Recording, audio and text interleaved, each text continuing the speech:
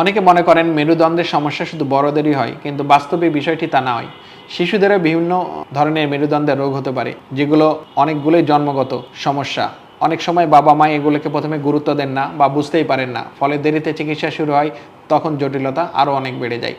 তাই আজকে সহজভাবে কথা বলবো শিশুদের মেরুদণ্ডের কিছু গুরুত্বপূর্ণ রোগ নিয়ে।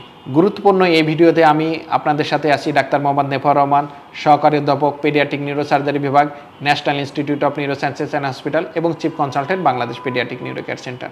প্রথমে বলি স্পাইনা বাইফিডা সম্পর্কে। এটি একটি জন্মগত সমস্যা। গর্ভাবস্থায় এটি শিশুদের মেরুদণ্ড তৈরি হয়। যদি মেরুদণ্ডের হাড়গুলো পুরোপুরি বন্ধ না হয়, তখন এই সমস্যা দেখা দিতে পারে। অনেক সময় শিশুর পিঠে ছোট একটি ফোলা বা থলির মতন অংশ দেখা যায়। এটিকে অবহেলা করা ঠিক নয়, কারণ এর সঙ্গে স্নায়ুর সমস্যা জড়িত থাকতে পারে। আরেকটি শিশুদের সমস্যা হলো লাইপোমাইলোমেনিঙ্গোসিল। এই রোগে সাধারণত কোমরের পিছনে চর্বিযুক্ত ফোলা একটা দেখা যায়।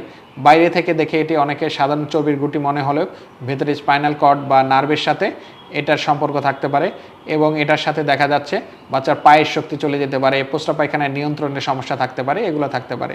এছাড়া আছে টেথার্ড কর্ড সিনড্রোম বা স্পাইনাল কর্ড নিচের দিকে লেগে থাকা।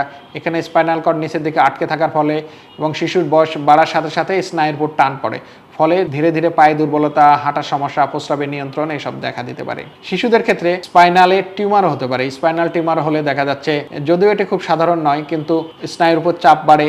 এই চাপ বাড়ার ফলে বাচ্চার পায়ের শক্তি চলে যেতে পারে এবং প্রস্রাব পায়খানার নিয়ন্ত্রণ চলে যেতে পারে। এখন প্রশ্ন হলো, কোন লক্ষণগুলো দেখলে সতর্ক হবেন? যদি দেখেন শিশুর পায়ে দুর্বলতা আছে, হাঁটতে সমস্যা হচ্ছে, প্রস্রাব বা পায়খানা নিয়ন্ত্রণের সমস্যা আছে, পিঠে কোনো ফোলা বা অস্বাভাবিক দাগ আছে, তাহলে অবশ্যই গুরুত্ব দিতে হবে। এছাড়া যদি দেখেন বাচ্চার পা ধীরে ধীরে সরু হয়ে যাচ্ছে, পায়ের শক্তি কমে যাচ্ছে, পায়ের পাতা বারবার ঘা হয়ে যাচ্ছে, এসবও মেরুদণ্ডের স্নায়ুর সমস্যার গুরুত্বপূর্ণ লক্ষণ হতে পারে। এই ধরনের সমস্যার সঠিক কারণ জানার জন্য সাধারণত আমরা এমআরআই পরীক্ষা করে থাকি। অনেক সময় এক্সরেও করা থাকে। এক্সরে করে একটা প্রাথমিক ধারণা পাওয়া যায়, কিন্তু এমআরআই করলে সঠিক ধারণা পাওয়া যায়। কিছু কিছু ক্ষেত্রে সিটি স্ক্যান সাথে অন্যান্য পরীক্ষাও করা হয়।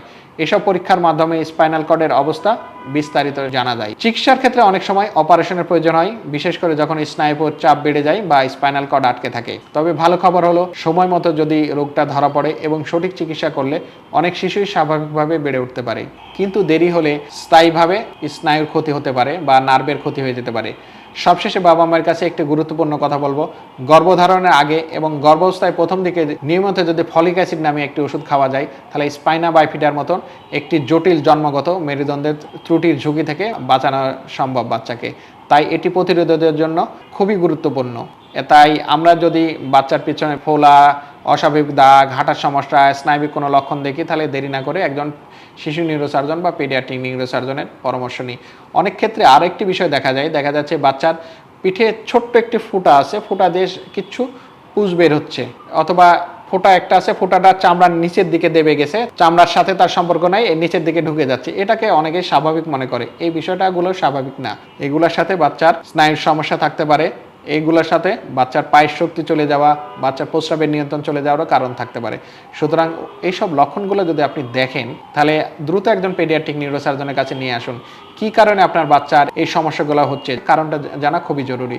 সেই হিসেবে চিকিৎসা দিলে আপনার বাচ্চা সুস্থ হয়ে যাওয়ার সম্ভাবনা অধিকাংশ ক্ষেত্রে বেড়ে যায়। সাধারণত একজন পেডিয়াট্রিক নিউরোসার্জন এইসব রোগ নিয়ে চিকিৎসা করে থাকেন। সুতরাং আপনার বাচ্চার এইসব রোগ হলে সঠিক চিকিৎসার জন্য আপনি আপনার একজন পেডিয়াট্রিক নিউরোসার্জনের পরামর্শ নিন। ভালো থাকুক আপনার বাচ্চা, সুস্থ থাকুক আপনার বাচ্চা, সুচিকিৎসায় সুন্দর আগামী, এই প্রত্যয়ে আমাদের পথ চলা।